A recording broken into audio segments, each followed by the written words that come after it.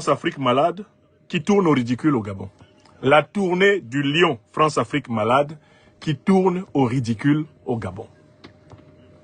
Le lion France-Afrique malade a sa tournée qui tourne au ridicule au Gabon. Bon, alors, on a vu les pays dans lesquels le président Macron a décidé d'aller. Mais il y a un pays tout particulier où il est allé précisément ces dernières heures et où ce à quoi nous avons assisté, c'est vraiment au ridicule. D'abord, je vous fais observer que les déplacements du président Macron en Afrique maintenant se font en tournant autour du pot.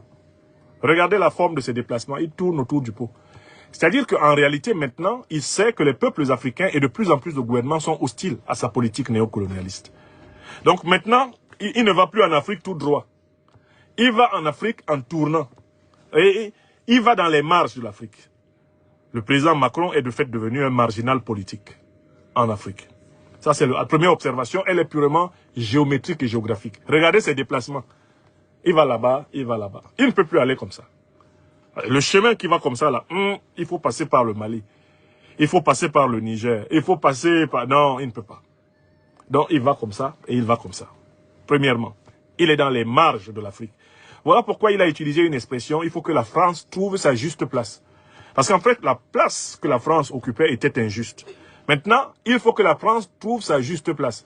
C'est-à-dire qu'il est à la recherche de la place de la France, puisqu'il a conduit la France à la décrépitude diplomatique, géopolitique et géostratégique totale en Afrique. Il cherche la juste place de la France. Mais chercher la juste place de la France, c'est même pas utile pour le président Macron. C'est pas la juste place de la France qu'il faut chercher. C'est la place juste. C'est pas une juste place que la France doit chercher en Afrique. C'est une place juste. C'est-à-dire une place qui respecte les intérêts souverains des peuples africains. La France doit s'ajuster à la souveraineté africaine.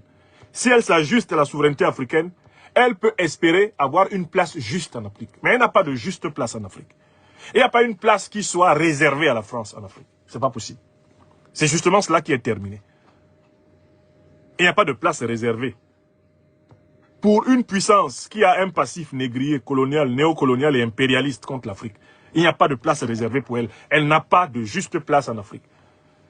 Elle doit chercher une place juste en renonçant justement au néocolonialisme, au colonialisme, à l'impérialisme, en renonçant à la déstabilisation de l'Afrique.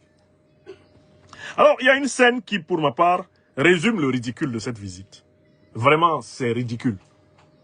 C'est un coup d'épée dans l'eau. C'est une visite sans portée. Elle est politiquement nulle et de nul effet. C'est la scène du dialogue en présence du général Dansoman de Libreville, comme nous l'appelons volontiers, Brice Clotaire Oligui Nguema.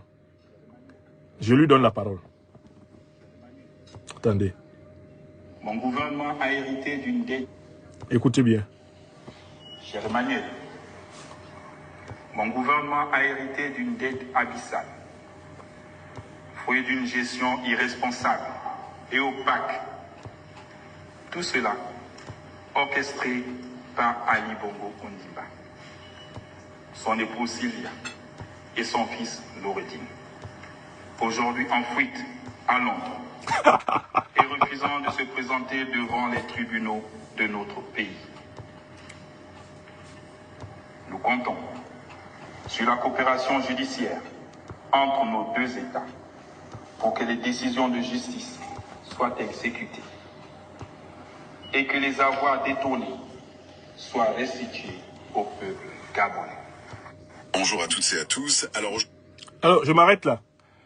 Le président gabonais, supposément donc, Brice Clotaire Oligui Nguema, s'adresse au président français pour lui confier un problème judiciaire de l'État gabonais. Et il utilise un ton intimiste. Cher Emmanuel, le Gabon a hérité d'une dette colossale. Cette dette colossale est la faute de M. Ali Bongo, de sa femme Sylvia et de son fils Noureddin. Est-ce que vous vous rendez compte de l'incongruité? Du simple fait que quelqu'un qui prétend être le président d'une république confie les problèmes de sa république à un visiteur. Commençons par noter les incongruités. Est-ce que le problème de la justice politique dans un pays africain est une affaire qu'on doit confier dans une conversation publique, sous la forme intime, au président français?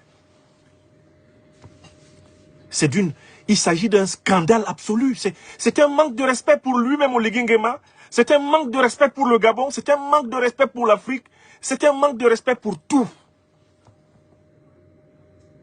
Est-ce que vous imaginez Emmanuel Macron, même comme on dit que parfois il aime faire le fou, là. Est-ce que vous imaginez Emmanuel Macron allant dans un discours, par exemple là au Gabon, ou au Congo, ou au Cameroun, dire qu'il a hérité en France d'une dette de la part de son prédécesseur Nicolas Sarkozy ou François Hollande, et demander à un pays africain de l'aider à poursuivre Sarkozy ou Hollande? Est-ce que vous imaginez, même Macron qui a été capable de toutes les outrecuidances, qui a brûlé toutes les lignes rouges, est-ce que même Macron serait capable de faire une folie comme celle d'Oligui Nguema? Non. Ça, il faut rendre justice à Macron. Même Macron ne peut pas faire ça. Ça, c'est la première raison pour laquelle je suis choqué. Et j'espère que le peuple gabonais est choqué par le comportement de ce vassal de la France-Afrique, d'Oligui Nguema. C'est quand même grave qu'il fasse ça. On ne peut pas pousser le bouchon jusque-là. Maintenant, intéressons-nous au contenu de ces propos. Le contenu, ce qui est dedans. Il dit que Ali Bongo a volé l'argent du Gabon. Mais pourtant, le gouvernement de ce monsieur est rempli des anciens caciques du régime d'Ali Bongo qui volaient avec lui. Et ce monsieur lui-même est l'aide de camp, le porte-mallette, non seulement du père Omar Bongo, qui a encore volé plus que son fils, mais il est le porte-mallette du fils. On l'a vu, aide de camp du président Omar Bongo. Comment le président Omar Bongo peut-il avoir mis la main sur la fortune publique du Gabon sans que son aide de camp, celui qui s'occupe de sa sécurité, n'en ait bénéficié, ne serait-ce qu'à titre de receleur? Comment le président Ali Bongo peut-il avoir joui de la fortune publique du Gabon sans que son aide de camp, son chef d'état-major particulier, celui qui garde sa porte et qui l'a finalement renversé, n'en bénéficie? Vous imaginez cela? C'est impossible. On ne peut pas imaginer la corruption du régime Bongo père, du régime Bongo fils, sans la corruption d'Oligui Nguema. Voilà la deuxième raison scandaleuse. C'est scandaleux ce qu'il a fait. On ne fait pas ça. Entendez-moi bien. Je ne suis pas là pour défendre les Bongo père et fils. Ce n'est pas mon problème. Ils ont fait leur politique, ils en assument les conséquences. Mais écoutez-moi bien. Ce qui est choquant ici, c'est que celui qui les livre à Macron est quelqu'un qui a mangé abondamment avec eux. Est quelqu'un qui a continué à construire un régime politique avec tous les mangécrates du régime Bongo. Son CTRI, c'est le PDG bis qui continue. Où rien n'a été rompu. C'est la même tradition. Et puis maintenant, il y a une troisième chose qui me choque là-dedans. Qui a libéré Ali Bongo? Qui a libéré Sylvia Bongo? Qui a libéré Noureddine Bongo? C'est Oligui Nguema. On a même la vidéo dans laquelle il leur fait signer une décharge avant de les faire partir. C'est lui qui a organisé l'exfiltration de ces voleurs dont il se plaint. Il est le complice de l'exfiltration. Et il ose dire qu'ils ont fui. Ali Bongo ne s'est pas évadé de Libreville. Sylvia Bongo ne s'est pas évadée de Libreville. On peut tout dire sur eux, sauf ça. Noureddine Bongo ne s'est pas évadé de Libreville. Nous avons vu en plein jour Brice Clotaire Oligui Nguema en personne organiser leur évacuation du pays.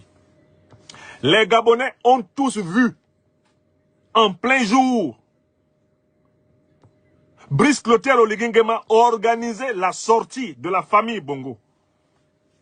Et tout le monde sait que le coup d'État a été possible à cause de la division à l'intérieur de la famille Bongo elle-même. Puisque la sœur aînée d'Ali Bongo, Pascaline Bongo, est une alliée de Brice Clotaire Oligui Nguema. Ça, le président Ondo Ossa, qui a gagné l'élection contre Ali Bongo, le président Ondo Ossa, il a eu le courage de le dire très tôt.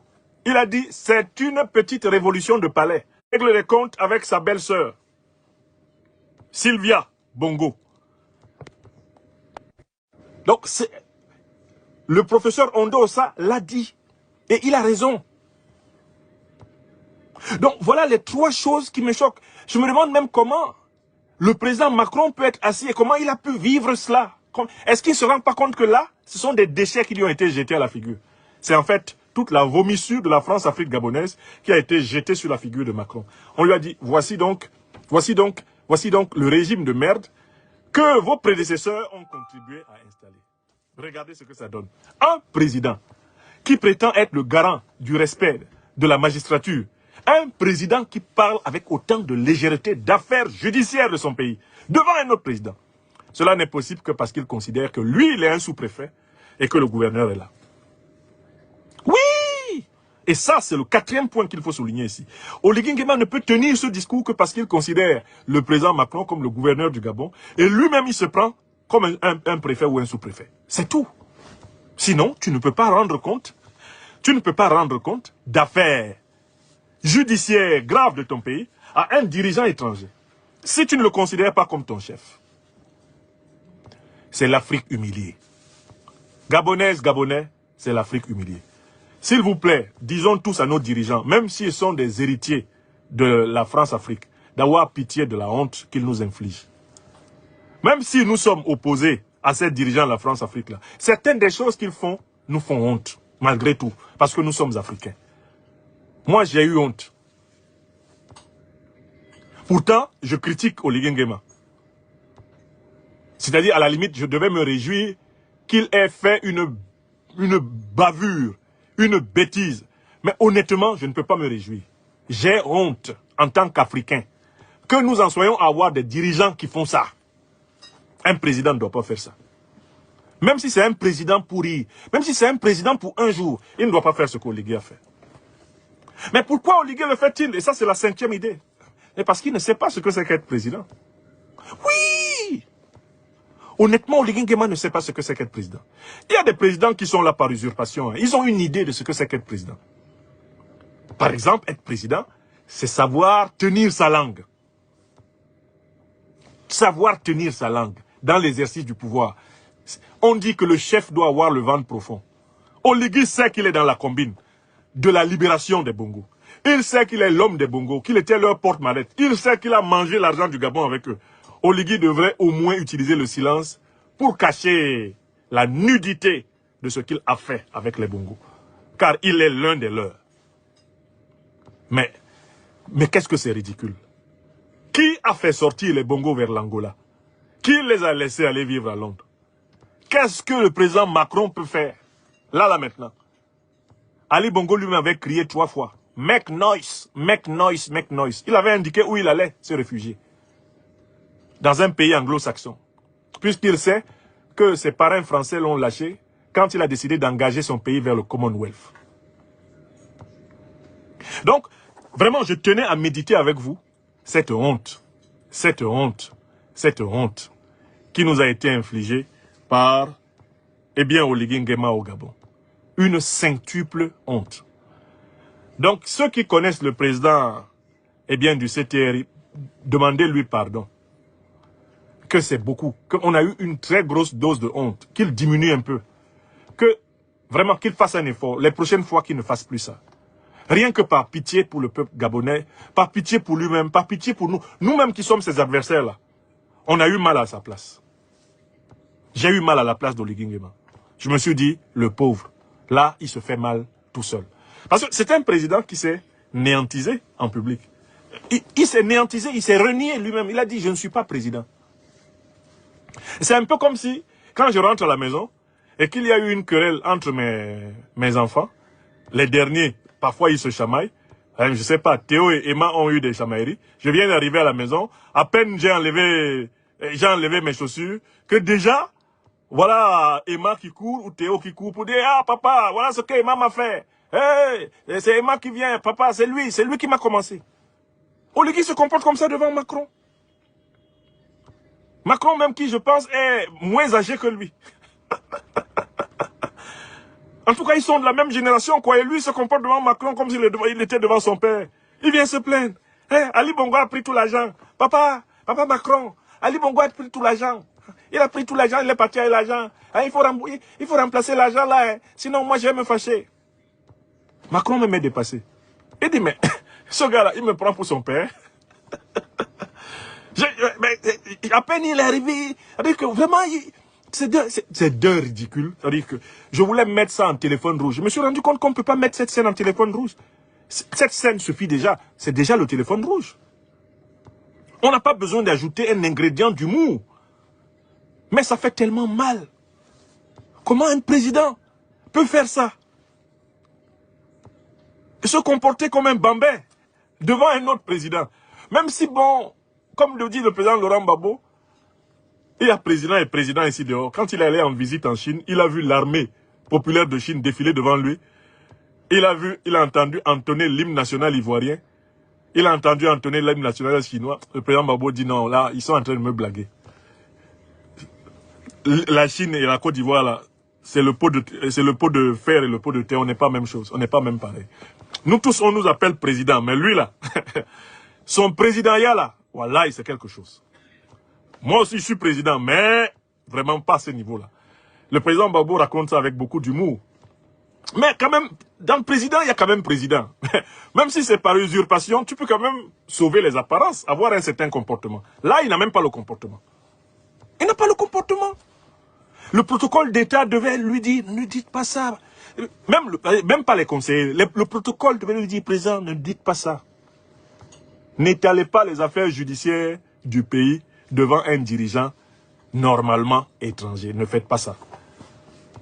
Alors, je voudrais conclure cette émission sur une note beaucoup plus agréable, une note beaucoup plus... à tous. Alors aujourd'hui, on a... Une note beaucoup plus agréable que ce que Oligui Nguema a fait. Vraiment, Oligui, ça c'est l'une des premières fois où j'ai failli pleurer. J'ai failli pleurer. Donc, on voit très bien donc sur qui compte aujourd'hui le président Emmanuel Macron. Il compte sur des gens qui ne représentent plus le présent et l'avenir de l'Afrique. S'il s'appuie sur des gens comme Oligui Nguema pour penser la politique qu'il lui reste à faire pour les 2 prochaines années, on peut prévoir que ça va donner 0. C'est 0 plus 0 qui est égal à 0. À quoi sert-il de faire des tournées chez des gens qui se comportent comme des bambins? Ah, Ali Bongo était ici, il a pris l'argent. Il faut sortir du CFA. Si le Gabon sort du CFA, le Gabon aura beaucoup d'argent. Car le Gabon a des réserves minières. Il a des réserves naturelles qui lui permettent d'aller fièrement vers une monnaie nationale. Le Gabon que vous voyez là, il est bancable. À condition que ce soit des patriotes, des souverainistes, des panafricanistes qui le gouvernent. L'Afrique centrale est bancable. À condition que des panafricanistes, des patriotes, des républicains la gouvernent. L'Afrique n'a pas besoin du FMI, ni de la Banque mondiale pour se développer. Elle n'a pas besoin du franc CFA. Oligui Nguema est incapable de poser radicalement la question de la souveraineté. Il se comporte simplement comme un vassal qui demande simplement à ce qu'on ajoute quelque chose dans son obol. Il mendie l'aide française au développement pour boucher les trous que son patron Ali Bongo et son ancien patron Omar Bongo ont créés dans la caisse du Gabon avec lui et tous les autres. Et il est assis au palais présidentiel avec ceux qui ont mangé avec Ali Bongo, qui ont mangé avec Omar Bongo. Il est assis avec la fille aînée d'Omar Bongo, Pascaline, qui est son mentor, qui est sa conseillère spéciale. Qu'est-ce que Pascaline n'a pas mangé dans les caisses de l'État gabonais pour qu'on vienne accuser seulement son petit frère, Ali? C'est seulement Ali qui a mangé, Pascaline qui est avec toi n'a pas mangé. C'est ce qu'on appelle la sorcellerie en plein jour.